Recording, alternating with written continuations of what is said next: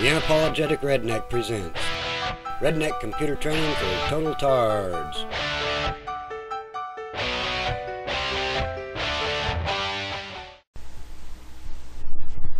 Hi, welcome back. Today I'm going to show you a quick way of creating a new virtual machine and utilizing VirtualBox.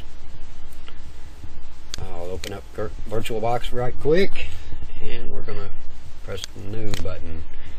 It pops open a new virtual machine wizard. We're going to go ahead and click Next, and we'll name this one Winders, just for the heck of it. I'm going to stay with Microsoft Windows as the operating system. However, you could choose Linux, Mac OS X, or IBM OS 2. Just about any modern software you can install. We're going to go ahead and click Next.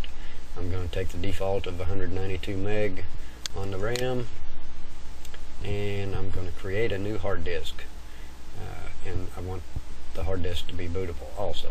So I click Next. It asks me if you want to go ahead and create the virtual disk.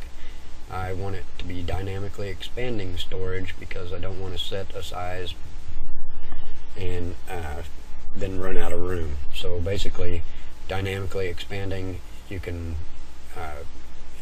it only uses as much as you actually need from your real hard drive.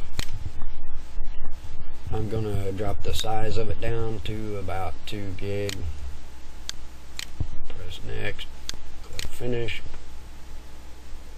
and this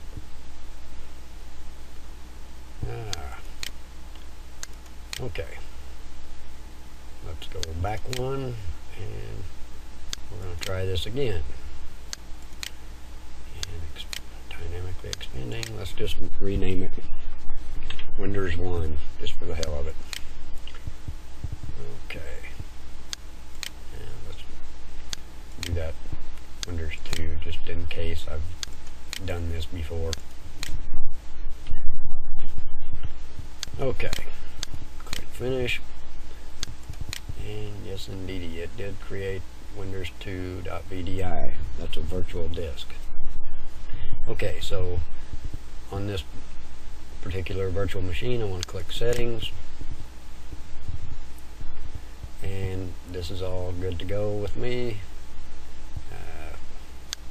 Under System, I can set my memory for whatever I want. I don't have a floppy attached to this machine. The display, 16 meg of memory is fine. You can also enable 3D acceleration if you need to, but for demonstration purposes, I'm not doing it. Under Remote Display, I want to enable that server, and I want to give it a port number of, say, 6009. And authentication, I'm not going to require anybody to log in. They'll just be able to remote desktop right to it. That's good. Make sure storage is fine. IDE controller, we have the primary master and the secondary master. And let's see, audio's going to be fine.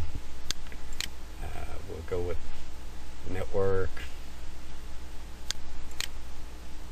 adapter type, PCNet fast is good enough for me. I'm also going to click on USB, make sure that the USB controller is plugged in. If I want to be able to connect to USB devices on my real computer, I can. Okay, so we're going to click OK, and we're basically going to start it up. Now the first time I start it, it's probably going to give me a fatal boot error because I haven't attached it to the real CD-ROM. In the CD-ROM I do have an XP setup disk. Okay, let's hit start. Let's see if I can hit F12 fast enough. Okay, it's inside of a virtual machine. I hit F12 for the, basically just like when you have a BIOS in your normal computer. I'm going to go ahead and press B to continue booting, and see it did not find bootable medium. So I'm going to hit the right control key. You can tell down here in the right bottom right corner that lets your cursor escape the VirtualBox. So what I want to do is go to Devices and tell it to connect to my real computer's drive H.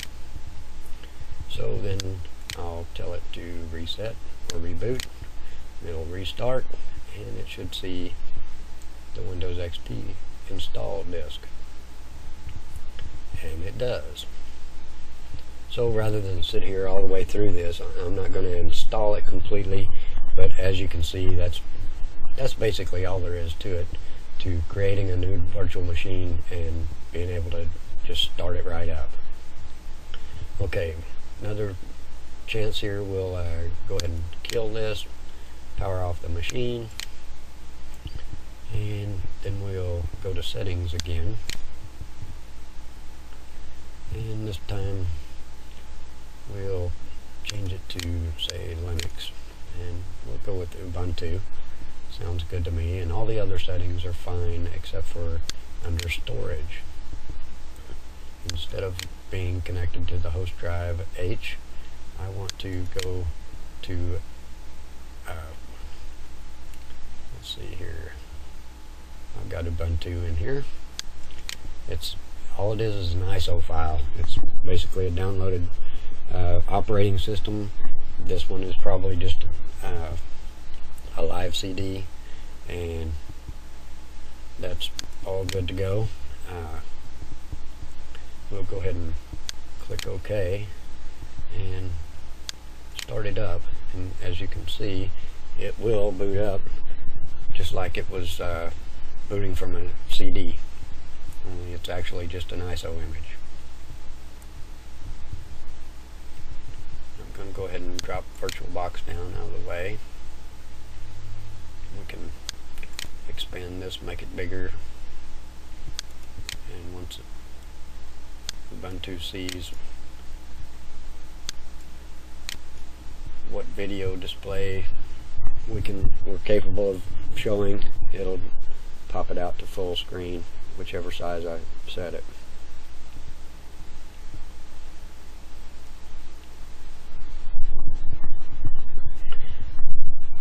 Okay. Click inside. You can see I can't get my cursor out of there without hitting the right control key on my particular keyboard. I'm not going to do it, but I can install Ubuntu or just try it live from the CD. And I'm not going to go all the way through that. I'm going to hit my right control key, and I'll just save the machine state where it is. Click OK. So it saves that virtual machine right where I just left it. If I want to get back to it right where I was, all I have to do is pick it, click Start, and when it starts, it's immediate, right back to where I was. Okay. So there you have it. It's really not all that hard to utilize virtual machines, and they're fantastic.